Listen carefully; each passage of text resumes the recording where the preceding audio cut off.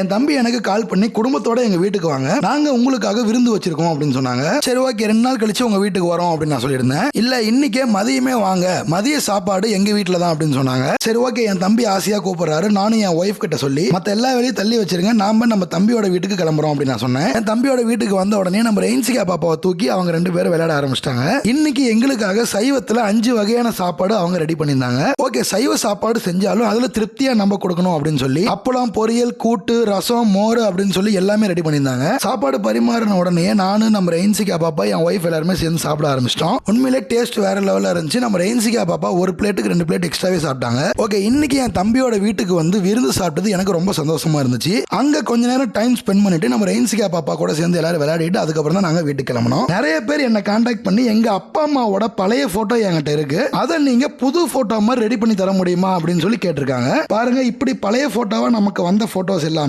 இந்த மாதிரி புது போட்டோவை நம்ம மாத்தி கொடுத்துக்கிட்டு இருக்கோம். நம்ம கிட்ட ஏகப்பட்ட ஆர்டர்ஸ் இது மாதிரி தான் வந்துகிட்டே இருக்குது. சோ உங்களுக்கும் உங்க பழைய போட்டோவை இதே மாதிரி புது போட்டோவை ரெடி பண்ணி தரணும் அப்படின்னாலும், இல்ல உங்க குழந்தைங்க போட்டோ இல்ல உங்க ஃபேமிலி போட்டோ இதே மாதிரி போட்டோ ஃப்ரேம் பண்ணணும் அப்படின்னாலும் இந்த வாட்ஸ்அப் நம்பருக்கு மெசேஜ் பண்ணுங்க.